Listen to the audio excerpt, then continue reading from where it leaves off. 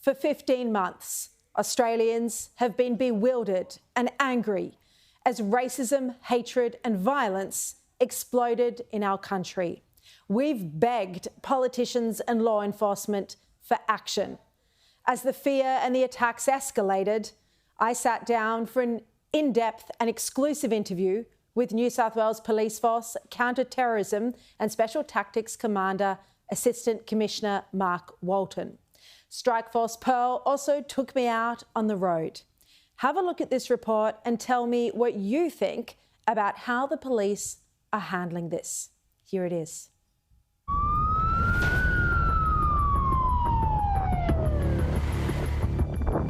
We all want to know why this is occurring. We will catch them.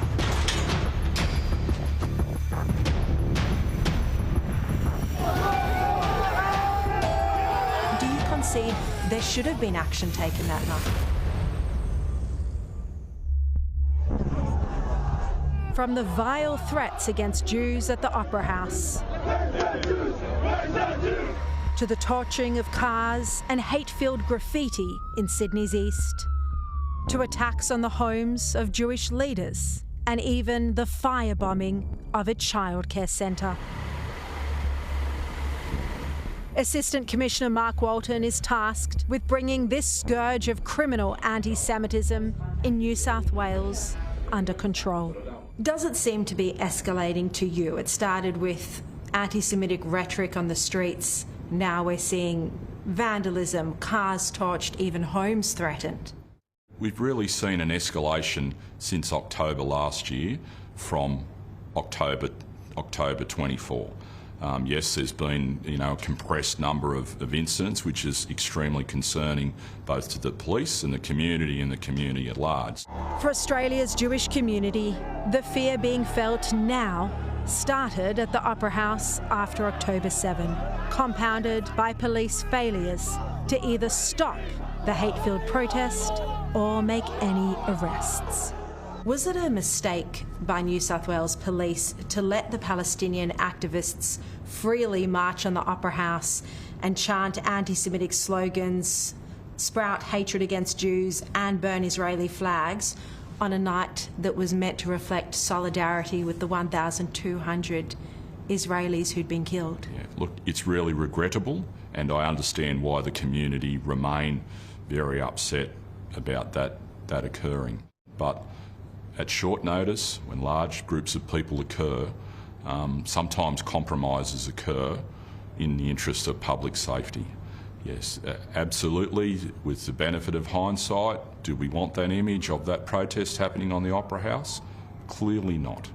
But I'm not a Monday night quarterback second-guessing all the pressures that the police were under at short notice to respond what was clearly a very volatile event there with that gathering. But I think when we look at where this hatred started and why the message was sent that anti-Semitism would be tolerated, it did begin that night when there were no arrests, when there were flags burned, this hatred arose.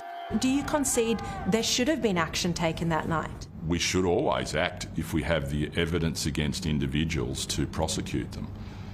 We're getting into a job that I didn't have direct involvement with or knowledge of as I sit here today. So what I can guarantee is through my command area, who manage the hate and engagement portion of the police, every time a passage of information or a complaint has come through alleging hate speech, symbols, if they hadn't automatically triggered action by the police, the coordination of the assessment of that information has occurred through my unit. It has gone to our operational legal advice area, and on each occasion it's been determined that it hasn't met the threshold for the law that's applicable. So can I just stop you right there, though? You know, you're talking about it not meeting the threshold for the law and action can't be taken, no arrests are made. But the ultimate picture then is that hate speech has been tolerated on the streets of Sydney. As the Premier said this week, Violence begins with words. Hate speech has been tolerated. This should never have happened. Words are important. I think the ASIO DG has often said awful but lawful. The police will prosecute when there is sufficient evidence to do so. So the law needs to be changed so that you can get the conviction? These are really complex legal and political questions. But it's not that complex. If someone's chanting hatred towards Jews on the streets of Sydney, as they were on the steps of the Opera House, where's the Jews? F the Jews. This is hate speech and anti-Semitism. So this has been tolerated in Sydney by authorities. This was a mistake. Surely you can see that. I don't agree that we've tolerated it. But by not taking action, that is tolerating it. And taking action where we're able to is what we will do. Hate speech has been tolerated on the streets of Sydney. People who sprout hatred towards Jews haven't been arrested. The hate preachers haven't been arrested. You talk about words matter and semantics. As a journalist, you are well aware of. One word can be interpreted in many ways depending on the context. And whilst I find the things that you're talking about as offensive, they need to meet a legal threshold. Where's the Jews? F the Jews. That is hate speech. That is racism. That can't be interpreted in any other way. I'm not arguing that it's hate speech, but does it meet a criminal threshold for the police to prosecute? That's the question police need to determine. But then doesn't that need to be changed so that racism hasn't become normalised in Sydney, Australia? And as I told you earlier, I'm an old cop. I'll leave that to the politicians. Strengthening Strikeforce Pearl is the result of both police action and political pressure to tackle anti-Semitism. And we're going to have a very high policing presence. I've been given exclusive access to join the Strikeforce unit for the night, patrolling the suburbs, living in fear of more anti-Semitic attacks. Superintendent, nice to see you. Nice to see you. So tell us, where are we headed tonight? Tonight we're going out into Sydney and in central metropolitan Sydney and out into southwest Sydney to have a look at the places of worship, businesses, schools and things like that to make sure people are safe. So tonight, police officers do have photographs of some perpetrators that you're looking for in relation to crimes already committed, some of the anti-Semitic crimes already committed. Yes. When you have a look down the alleyways and things, you'd see if there's a light on or... Yeah, a car there with somebody sitting in the car. What's the motivation here? Look, I actually think it's a good word to describe it is hate. They are career criminals that hate just about everything other than themselves. They hate their own lives, they hate our way of life, and they act out accordingly. Are they doing this of their own volition, or are they being paid to do it? It's unclear. It's likely that there is some influence to cause some of these people to carry out these acts, and that's an important line of inquiry with our investigation. It is the thing that is my priority, because quite naturally, we all want to know why this is occurring. In a way, it does give comfort that police are making arrests. 10 people have now been arrested. But you're sitting here and saying you have no idea who's ultimately behind it, who's paying them. That is still a serious concern. If something's keeping me up at night, it's just that. We need to try and determine what the motive is if we have people that are coordinating and directing these actions. Why are they doing that?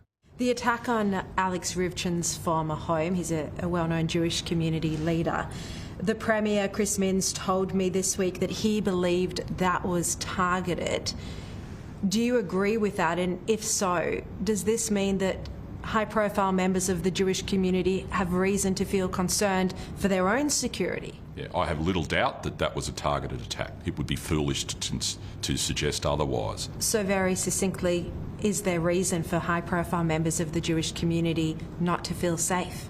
It's fair to say everyone should be concerned about what's been occurring, and those that have a profile would naturally feel more vulnerable.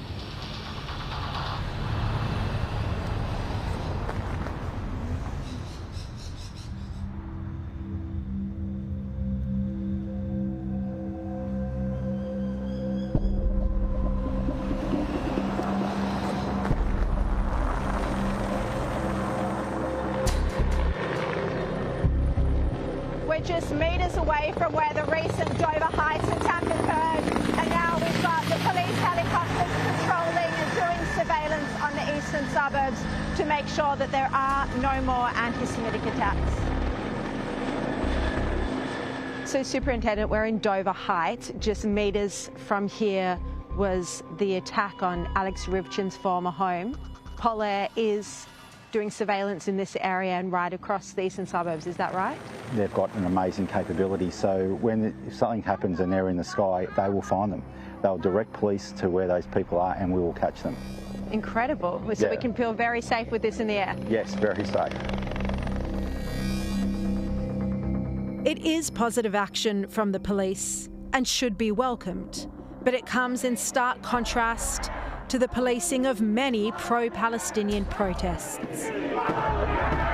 This one, outside the Great Synagogue in Sydney, was allowed to continue, and the only arrest was that of a lone pro-Israel supporter. How can it be that a single Jew is arrested instead of the hundreds of aggressive pro-Palestinian protesters? Again, I'm not involved, nor do I have direct knowledge of those, but there's a requirement for police to deal with public safety, and I suspect a decision was made in the interest of public safety of all the people there to try and avoid an escalation of conflict in those circumstances. Morally, that's wrong, isn't it, to arrest the single Jew rather than deal with the rabid mob? Yeah, look, cops have got to be practical. They've got to make decisions on the spot. They don't have the benefit of hindsight and video review and lawyers telling them down the track. But you don't need all of that to see that there's an angry mob chanting hateful things and one Jew holding an Israeli flag. Yeah, look, I think I've said enough on that one. We're here outside Marbra synagogue, which is just down the road from the childcare centre that was firebombed a week ago. And this is now an area where police are focusing on. They're doing regular surveillance to make sure everything's safe. This is a wave of domestic terror, isn't it? Look, it's terror, but is it terrorism? So everything that we investigate, we gather the evidence, and if there's a potential for terrorism charges, they will be considered and prosecuted. Have any of the instances so far, the anti-Semitic attacks, been labelled by police terrorism offences? No. Why? Because, as I've said, we need the evidence to meet the standards, the proofs that are involved in those terrorism offences.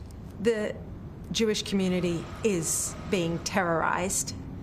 There is an ideological element to it. The graffiti that's anti-Semitic, the swastikas. So why isn't it being considered terrorism offences? I didn't say it wasn't being. I'm saying it's terror, but it's another thing to move to a terrorism offence. In terms of sentencing, we saw a judge give a 10-month sentence for one of the perpetrators of the Bondi arson attack. It must be very disappointing for you when police go to the effort of tracking down these people only to have a light 10-month sentence. I probably have a much firmer view on how we should punish and deter than what we often see as an outcome. So we're at a Jewish school now. What sort of things do you look for? Any abnormalities, anything out of the ordinary, suspicious people hanging around, suspicious cars, vehicles, stuff like that, and also just looking into the venue to see if there's anything out of the ordinary that's in there. I mean, while we've just been standing here, I've seen 2 police cars drive past, so it does give you a lot of confidence that there are police on the street patrolling the areas at the moment. Yeah, definitely, 100%. We're tasked with these areas a lot, so just to maintain that public safety and give the community a bit of reassurance that we're out there. I just want to go back to the broader concept again. If the Premier has said that the violence begins with words, if you've acknowledged the same, we all acknowledge people don't immediately commit a violent attack. It begins with words, it begins with a feeling of anger towards the Jewish community. Then instead of police stepping in when it's escalated to the point where there's a wave of violent attacks across the city, wouldn't it be better to nip it in the bud right at the start? So long as we have an appropriate offence to deal with. And look, I'm no constitutional lawyer at all, but a foundation of the Australian Constitution is a freedom of speech. And I think this is where it becomes very complex, that things that are being said, some people will say they have a right to express an opinion. You and I might find that offensive, and others may not. It's the law, the whole legal system that we need to rely upon. And if the law needs to change, the Premier's on record as to considering that. It's clear police are putting enormous resources into fighting this wave of violent crime targeted at the Jewish community. They're doing it from the air, on the ground, foot patrols, taking every effort to try and keep the community safe. The police are throwing resources at it, and yet still the attacks are happening. We had 2 in the past week. What's your message to everyone? We're locking them up, we're coming to get them, and we will resolve this current threat.